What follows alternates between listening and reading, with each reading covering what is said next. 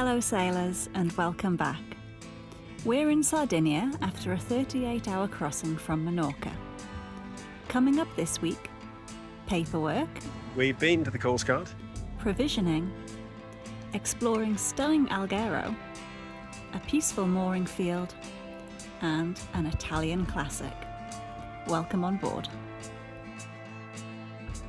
Buonasera, and greetings from Alghero. This is day 3 in Alghero, I think, and I'm in the coolest part of the boat, which is underneath our little boom tent thing, where you get a nice breeze coming across the bow. I'm here with Yui.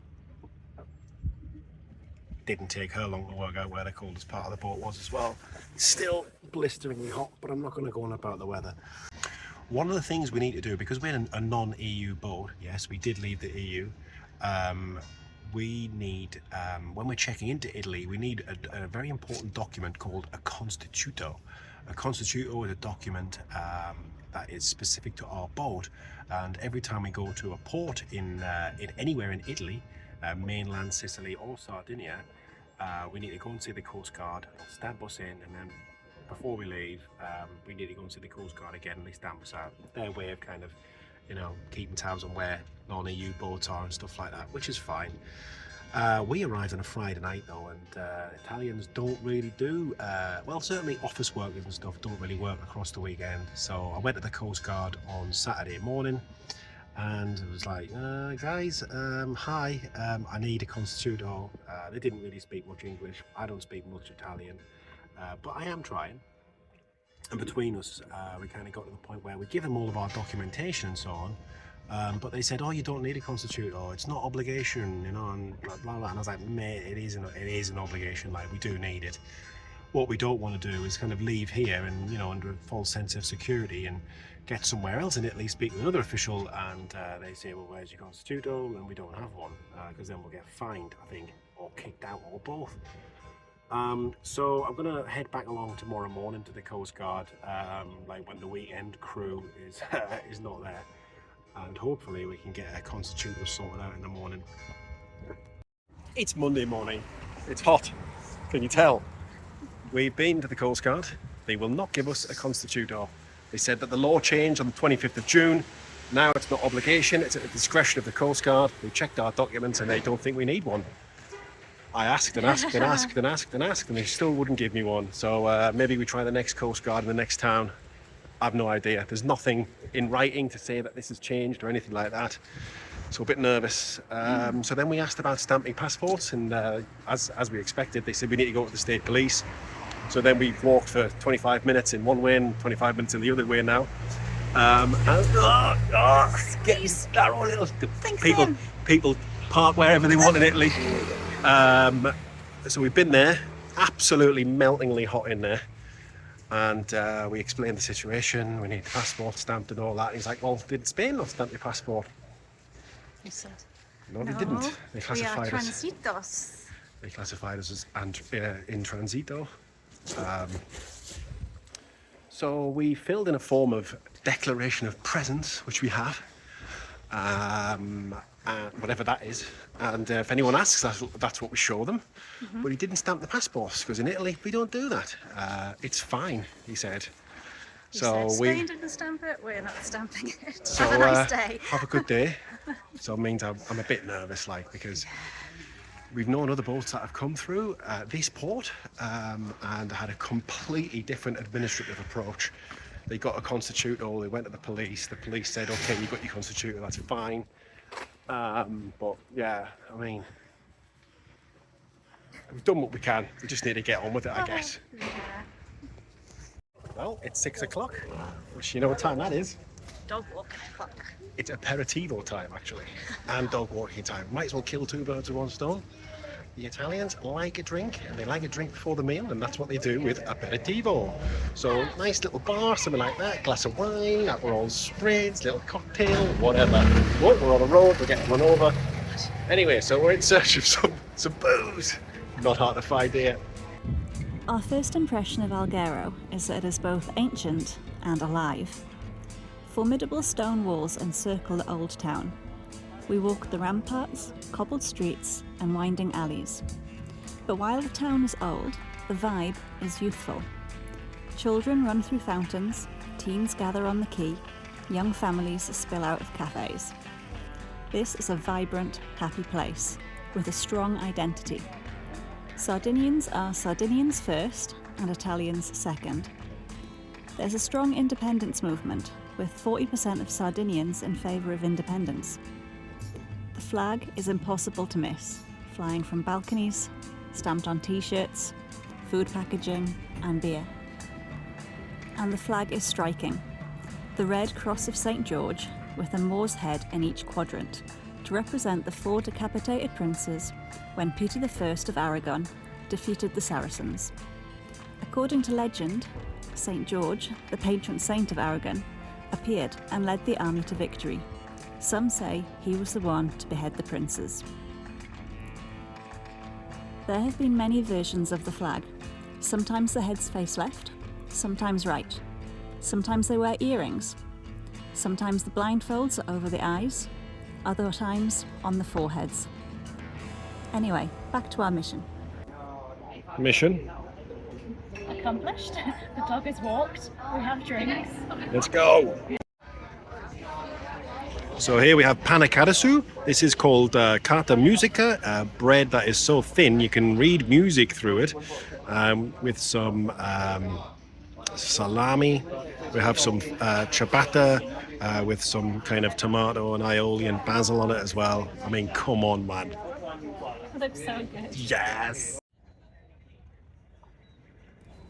The following day, we crack on with provisioning Reach Out for some time off-grid. And discover Sardinia is so dog-friendly, Yui can come in the supermarket.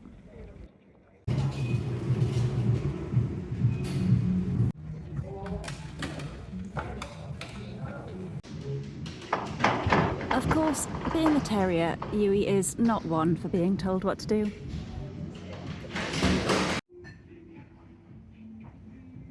As well as stocking up and being astounded by the variety and quantity of pasta in the pasta aisle, Rob picked up some treats for our final night in Alghero. So we have some antipasti inspired by, well, the antipasti that we've had so far. Got a caprese salad, some boccherones or anchovies in vinegar, some porchetta and some grissini with some lemon and mint ricotta that I made and some fresh salami. I'm very excited to try it all. I think you've been making some noises in the galley while you've been tasting it. Yes, some weird noises. Yes, let's go. Sulle panchine in piazza civica e quando fa venire i mercanti con me in cena fermo sull'erba molti amici intorno a me gli innamorati in piazza grande i loro guai che loro amori tutto insieme sbagliati o no. And so it continues. We leave the pretty little port of Alghero in Sardinia because we kind of have to, really. We've been there for 5 days. It's a town quay, which we haven't stayed on for ages.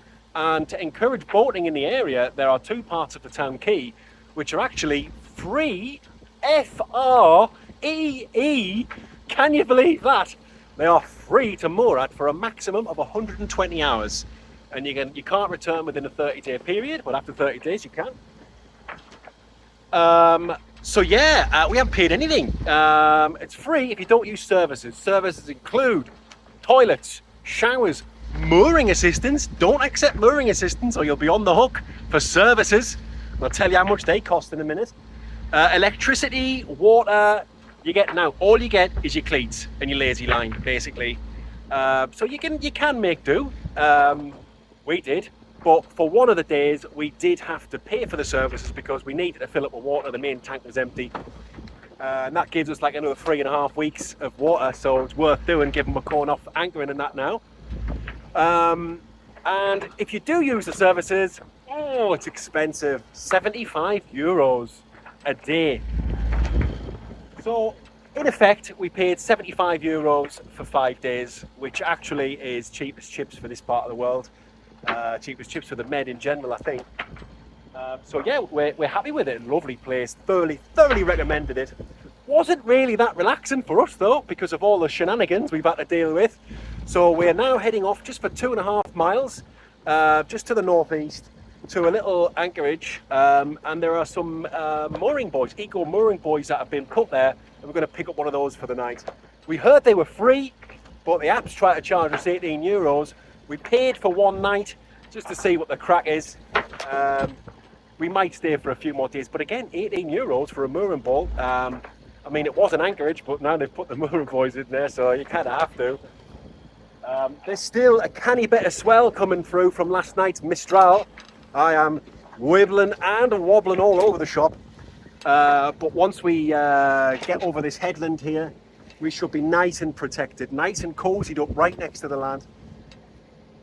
So yeah, just a nice time to kind of relax for a couple of days really, after the busy 5 days we've had in Alghero. We also had to use the fuel dock in Alghero, diesel. We started off the season in Gibraltar, it was 99 pence a litre. Here, €2 a litre. Oh. Oh.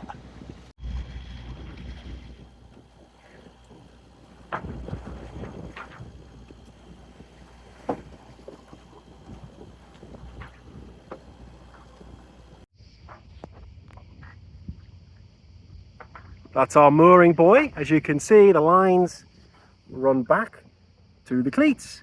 And we have 2 of those lines, just in case one fails. The other boats around here have 1 line on, their prerogative, but we always do 2, just in case, because you never know. So I've seen this go horrendously wrong. I've done it horrendously wrong as well, you know, a couple of times, approaching a mooring buoy. So you saw the mooring buoy there, and it's the job of the helm to get the boat in a perfect position so that the person at the bow can attach those lines to the mooring buoy. If the person can't put the line on, it's the helm's fault. So if you've been blamed by the helm, if you're the bow crew, go and tell them off. However, if you're put in the perfect position and you completely farted up on the bow, which I've also seen happen, then that's your bloody fault. And then the helm's got to go around and do it again. So we approach into the wind because it's easier to control our speed. We don't want to be going too fast. Going too fast is the #1 reason why people can't pick up mooring buoys, in my opinion. So if you go too fast, the buoy just disappears from the person at the bow and they can't reach it, and your boat's gone way past it. And if you try and reverse and stuff like that, and there's a decent wind blowing like there was today, you'll be off yonder. So we're approaching it into the wind nice and slowly, just enough speed there to make ground really, and you're looking to get that bow right next to it, and that's where the crew takes over. So this is my handy dock. It is one of my favourite little devices on the boat.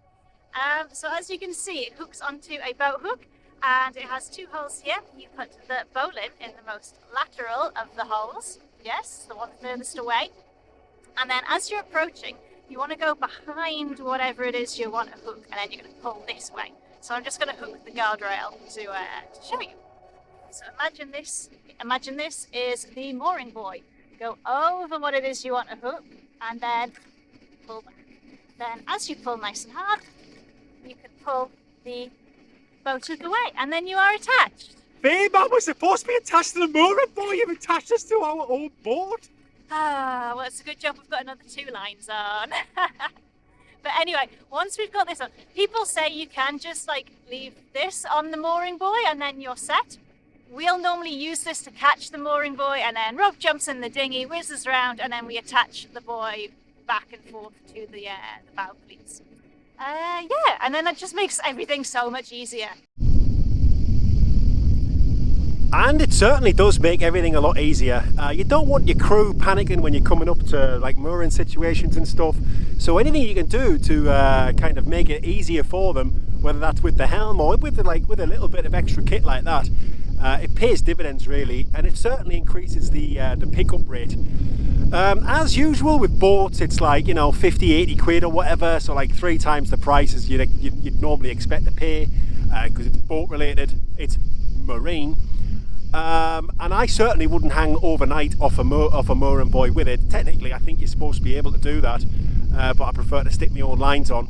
But as a way of like getting your boat quickly attached to a mooring buoy, I'd certainly recommend it actually.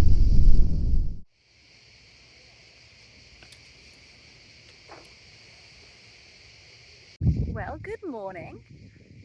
It's rather beautiful here, very peaceful. Although when the wind dropped last night, we did start bumping off the mooring buoy, so we had this like boom, boom, boom every few minutes. Just woken up, taken Huey to the bow, so I'm going to go wash that down in a second. We're having some nice cups of tea and fruit for breakfast. And the water's super clear. You can see all the fish going around the boat, it's amazing. And this is the view from the stern. We've got these like lovely vibrant orangey red cliffs, and then just lush greenery, very different to the Balearics. The flora and fauna has completely changed. And this is the view from the bow across the bay to Alghero. At night you can see the Ferris wheel all lit up.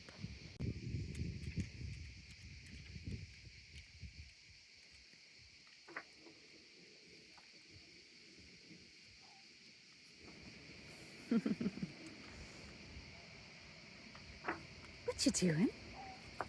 Hello. Hi. And compared to being in Alghero on the town quay, being out here in the mooring field, it was so much cooler at night. We didn't have the fan on. In fact, we woke up and pulled the sheets back over us. We are going to try and find somewhere to land the dinghy. It looks like there's a nice trail through the trees there, so let's get Huey to shore and explore. Not a PJ and Duncan tribute act. I'm just keeping the sun off my neck. Well, buono, bueno, molte bueno, molte bene. Looking very 90s cool. Well, you know, still got it. Come on.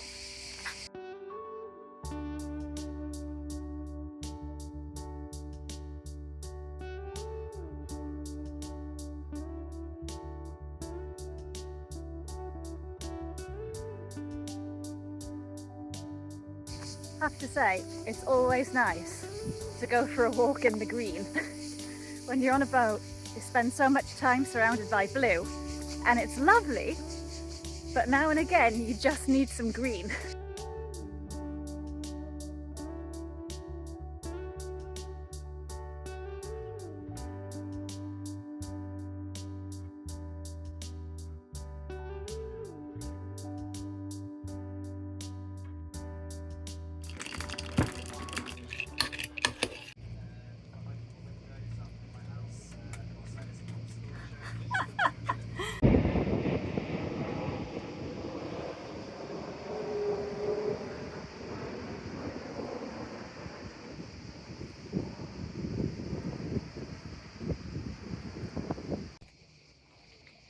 Now that the housework is done, it's time to get some actual work done. So my office for today is the cockpit. I'm going to be working on Dark Rock. I'm going to continue the final edits. I've made a little tent with this nice throw that we got in Alghero just to keep the sun out. And below the inverter is on, and I could charge my laptop. It uses quite a lot of power to get it charged up, so I'm using a tablet and this Bluetooth keyboard that I've got.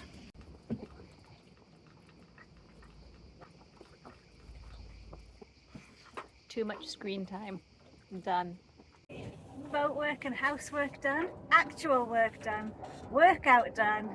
I now need a swim, a shower, and I'm going to need a lovely, handsome, amazing man to cook an Italian classic. We're going to find one of them. Right here on Reach Out. It's a bit cold. Why doesn't warm up? No.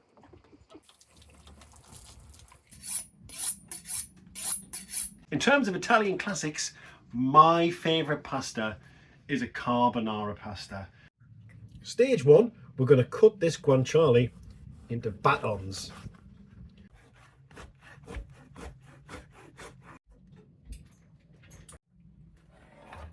So nuts or anything that when we put it in there, yeah? And as you can see, it starts to go like translucent and stuff when it starts to render. No real translucent bits left now, and it's starting to take on a bit of a golden colour. But don't take it any further than that. And give it a mixy. I wanted to eat in the cockpit tonight, but it's blowing an absolute hoolie. We had the instruments on earlier, and I think it was like 24 gusting 28, so I think we'll be eating down here. So the pasta's nearly cooked. The water's really starchy. Come and have a look. See how starchy that water is? We want to take some of that and add it to this cup. So now I tip the spaghetti into the hot, but the gas isn't on, the hot guanciale and fat. And I want to coat all of it with the fat. So now, add in our mixy mixture. Now the heat in the pan is going to cook these eggs. Give it a mix around. I'll tell you now, it'll need a splash of pasta water though. So just a splash. Now we're creating our emulsification. Yeah, so just keep on mixing it around. It needs to, it's very thick. So just keep adding a little bit of pasta water at a time until you get a really silky carbonara sauce. Okay, so now we're going to add a good amount of black pepper.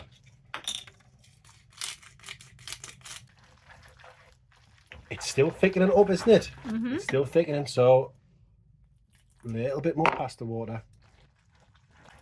And tell you now, because I've done this like 6,000 times, we're done. Oh, this is a massive portion. It's great. And just tongue it onto the plates. I know you can twist it and twirl it and all that, but the secret with the carbonara is to get it eaten as quickly as possible. You can't make this in advance. It's not possible. It's got to be done fresh, and it's got to be eaten at pace, which is never a problem. Because it's so bloody good. Bit more Parmesan cheese, pepper. Of course, the proof is always in the pudding. Mm-hmm. Well, I'm pretty sure it's going to be delicious. Oh, that's a big forkful. Go for it. You've worked out today. You deserve it. Oh, in one. On a scale of 1 to 3 million.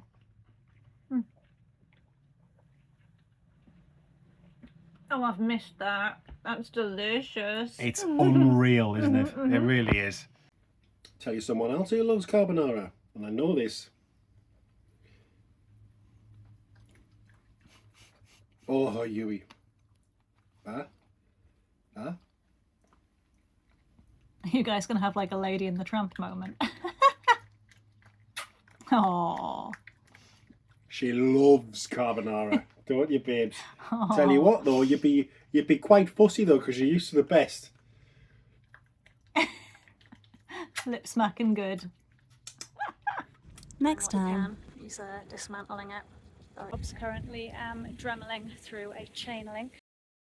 Like, comment, share and subscribe. And as always, my nautical friends, fair winds.